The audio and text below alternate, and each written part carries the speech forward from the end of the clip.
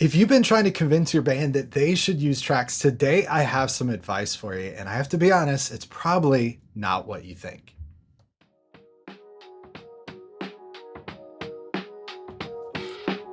Hey everyone, and welcome back to Behind the Spacebar. If this is your first time, welcome. So glad you're here. And if you are returning, then welcome back. This is a podcast for musicians, music directors, really anyone performing live on stage. And before we dive into today's content, which is all around this theme and idea of trying to convince your band to use tracks, again, I've got some advice that you may not be what you think it is. Before we get into that, as I'm recording this, I actually realized right before we started, From Studio to Stage is almost 5 years old. And oh my goodness, about a year and a half ago, I went full time with From Studio to Stage. And I never want to miss an opportunity to say thank you. And I never want to miss an opportunity to say the only reason, I am fully aware, the only reason, well, I guess one of a few reasons. One, God's provision. Two, my family's support. But three is your support. So the only reason I can have my dream job, sit in my studio here and record content that hopefully helps, I know it helps because I hear from you guys that it's helping.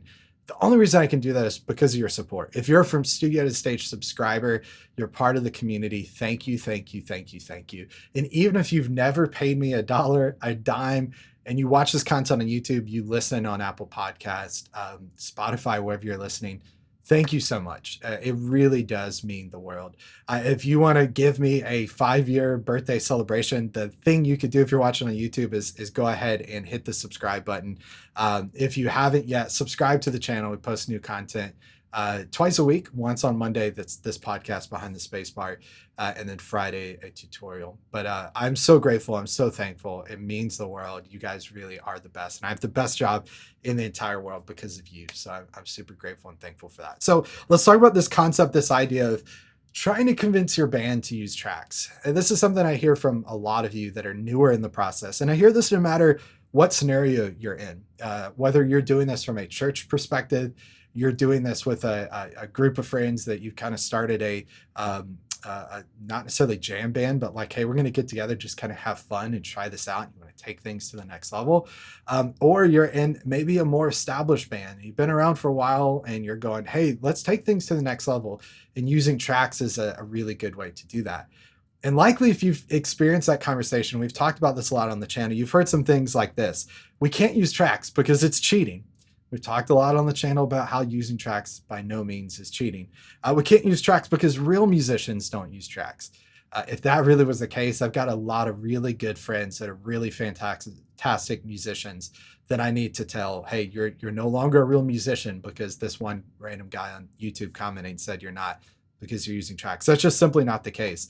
I hear from people all the time, you can't flow or have freedom when you're using tracks, particularly in the church world. Gosh, I hear that so much. Man, we want to flow. We want to have freedom. We don't have flexibility, so we can't use tracks. It's simply not true.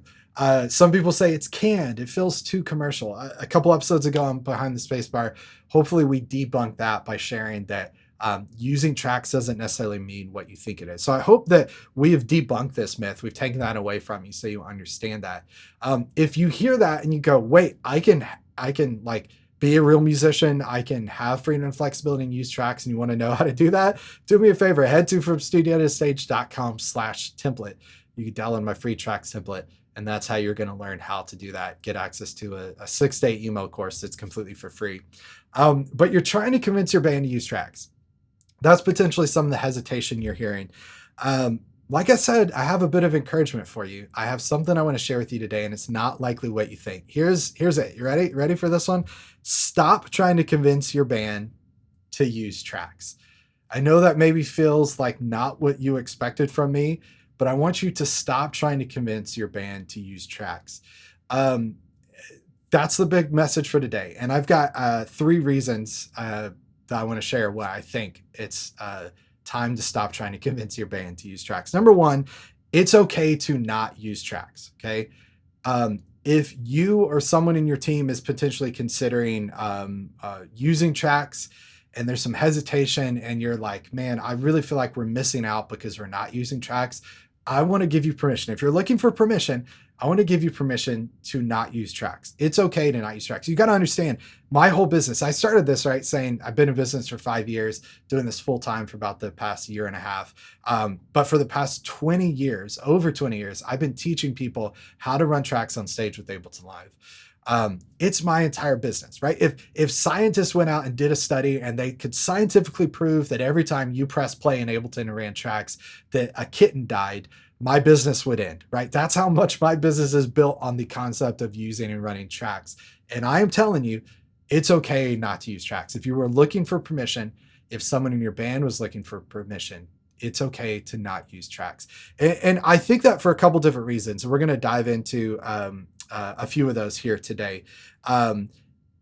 It's okay to not use tracks because I think it's okay to just have a hobby, right? It's okay. There's two ways to look at this. You could look at music as a profession, as a thing that I want to do as a pro, and you can look at this as a thing that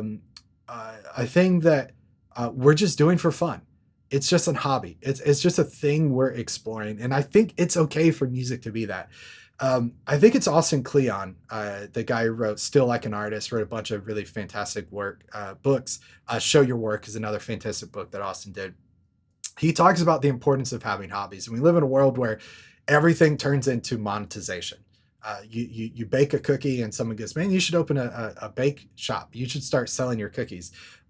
You write a poem and someone goes, oh, you should become an author. And you're like, no, I just want to like do the thing that I'm doing because I love it. I enjoy it, right? I don't want this to become my profession. It's okay to have a hobby, right? It's okay to let music just be the thing that you just do and you just do for fun. Again, I want to give you permission if you're looking for that, if you need permission from me, you have my permission to not use tracks. You have permission to understand it's just a hobby. I'm thinking of Ross. Ross, if you're listening, hope you're doing well. Ross was a former student of mine. I say former because he's no longer subscribed to the site, not because we had a massive fallout, not because he got tired of hearing me swear occasionally in videos or ramble on and on and on. But Ross was really committed to using tracks with his band, went full into the idea of using tracks with his band, was using a Behringer X32 and doing some really cool stuff with that. I got an email from Ross earlier in the year and he said, hey, Will, I want to thank you for everything you did. I want to let you know I'm canceling my subscription.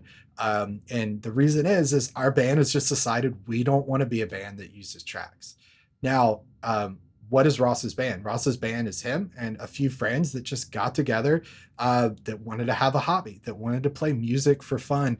And it just happened to be a hobby that other people could observe and watch from the outside, right? From the outside looking in, they could observe their hobby that they had.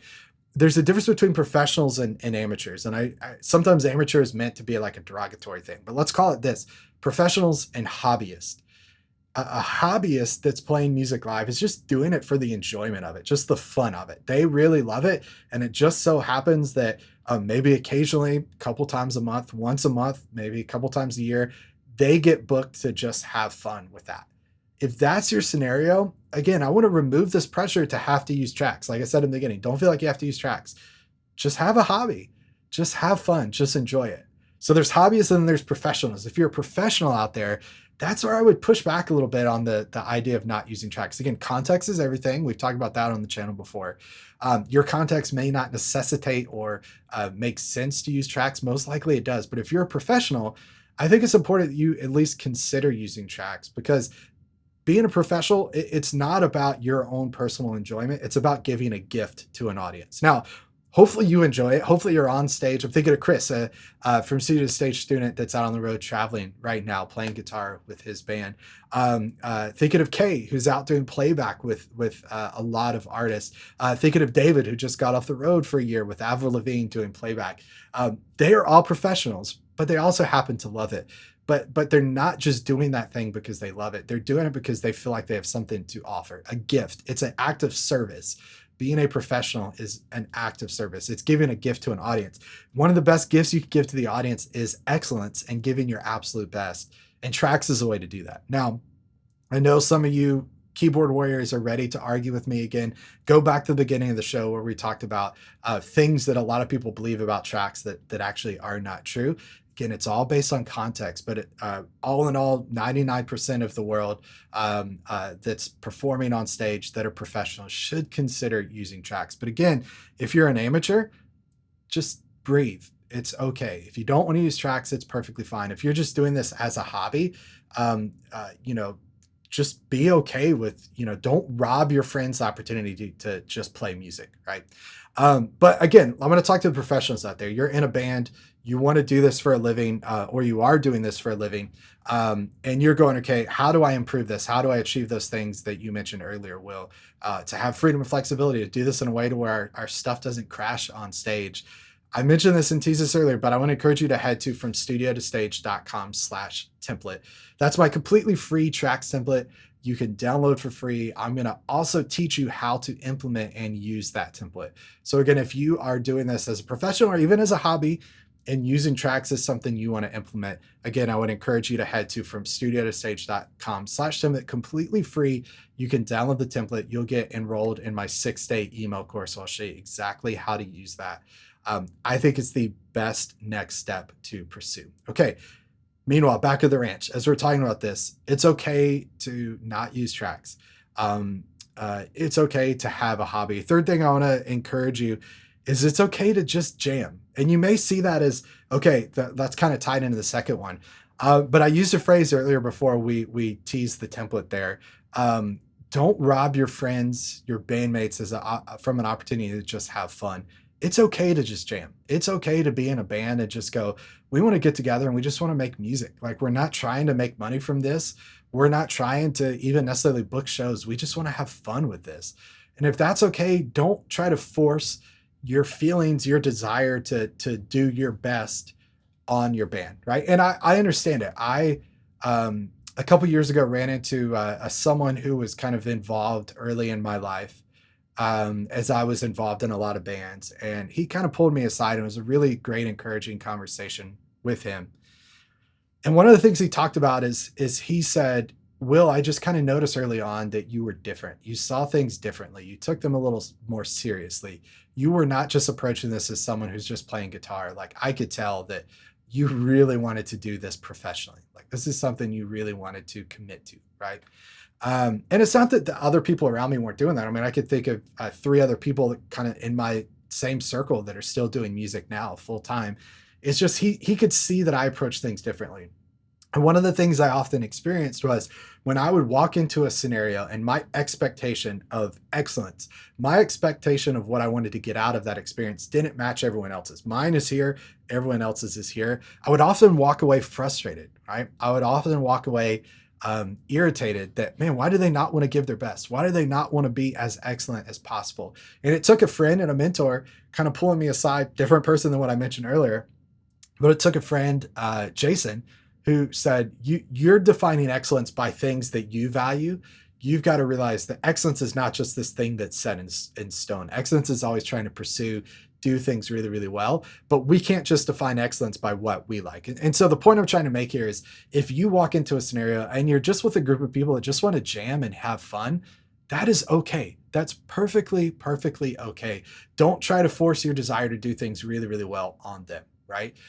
And sometimes that takes some of us that, again, have really high expectations, really high goals and dreams, to just kind of slow our roll a little bit, to step away, to go hug someone, to take a deep breath and go, yeah, it's okay if we just jam. It's okay if we just have fun. That's perfectly okay. So if that's you and you're kind of like me, I just want to encourage you to just let your band have fun. Don't spoil their opportunity to just jam and have fun. So again, as a reminder, just walking through all this, I want to encourage you to stop trying to convince your band to use tracks. Understand it's okay to not use tracks. Understand it's okay to just have a hobby, and understand that it's okay to just jam. Music can just be something you enjoy. It doesn't have to be a truly kind of professional thing where you're making money at it. Again, if you are viewing this as either a hobby or a profession and you want to get even more serious about this, then head to fromstudiotostage.com/template, pick up my free tracks template. You'll be enrolled in my free tracks course, and you're going to learn how to use tracks on stage that get in a way that gives you freedom and flexibility, that doesn't hinder you, that's really going to take your performance to the next level. So if that's you, again, from studiostage.com/template. Again, I just want to thank all of you so much for the support. Again, 5 years is absolutely nuts. It's absolutely crazy to me. I have, like I said, I think the best job in the entire world. I really do believe that. I love what I get to do. I view it as a gift. Like, I love chatting with you and hearing, hey, could we talk about this? And then being able to create content, interfacing with you. It's absolutely the best thing in the entire world. So I have a favor. If you've enjoyed this episode, if you're watching over on YouTube, do me a favor, hit the subscribe button, enable the bell icon. Really, I want to make sure you don't miss out when we post brand new content. If you're listening on Apple Podcasts, consider subscribing, following the show there. And thanks so much for watching and listening, and hope to see you on the next one. Take care, everybody. Bye.